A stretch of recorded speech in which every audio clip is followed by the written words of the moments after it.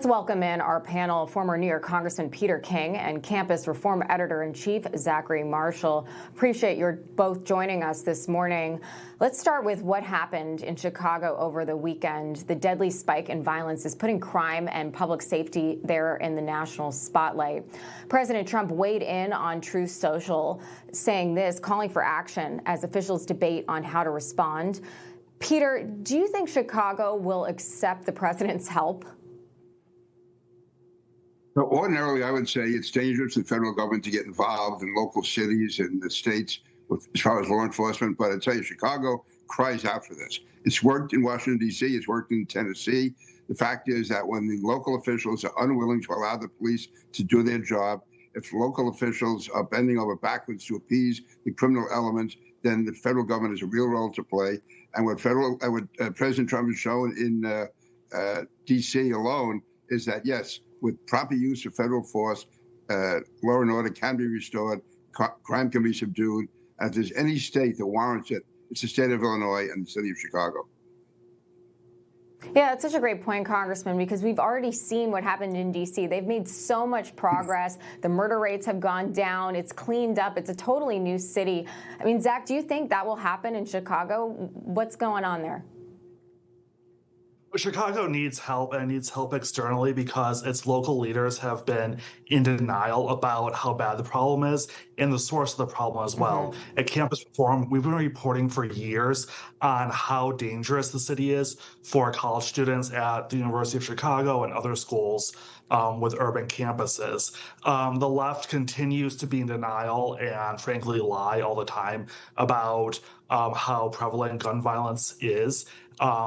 Like when it comes to the lack of policing, residents in dangerous areas want more police, not less police. We need stricter laws for violent offenders. We need to get rid of this culture of letting people off the hook and not putting them in jail. And we need to have beefed up policing. I live in Washington, D.C., and I can tell you firsthand that the city is so much cleaner and safer than I ever thought it would be in the 15 years since I moved here because of the National Guard, because of more security forces on the street make it safer for citizens and make citizens feel better. And that's what we need to see in cities like Chicago.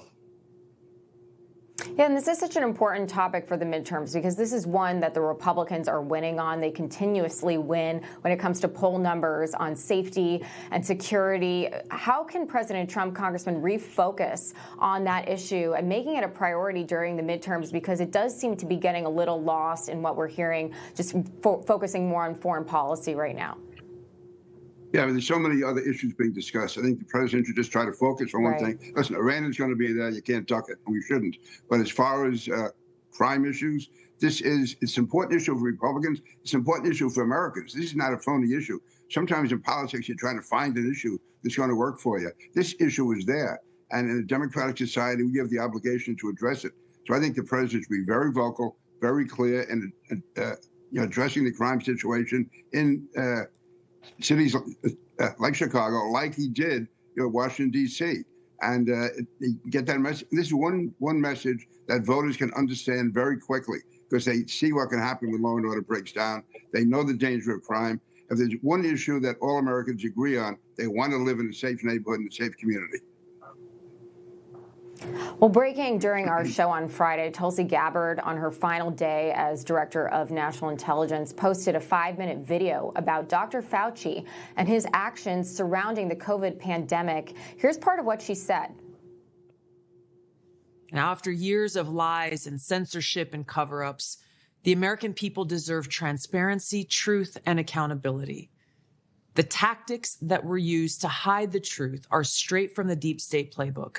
Politicized self-serving leaders like Dr. Fauci covered up their own wrongdoing and abuses of power, manipulated intelligence, lied to Congress, and undermined a duly elected president by restricting his access to the vital facts he needed to keep the country safe. Zach, this was her outgoing message, a very important one. Let's talk about the renewed debate in D.C. over gain-of-function research, overseas biolabs, and government transparency. What's your take? I think the cover-up here is worse than whatever crime was committed. I'm not a scientist, so I don't want to, make a judgment call on the merit of gain-of-function research.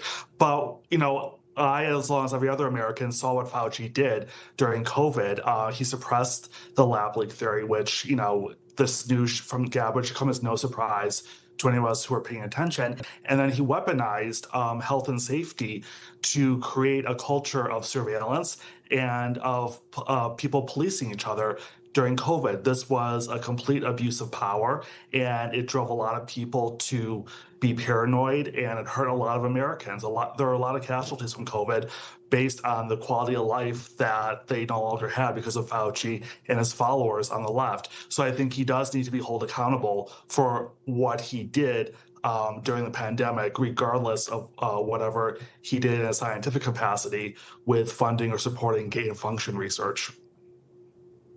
Yeah, and it just speaks volumes that Tulsi Gabbard, she has so much to say on her way out, but this is what she chooses to talk about when it comes to national intelligence. So she clearly saw the writing on the wall and what was happening with Dr. Fauci. Leaving it there, though, Zachary Marschall, Congressman Peter King, great to have you. Thank you, gents. Thanks. Thank you.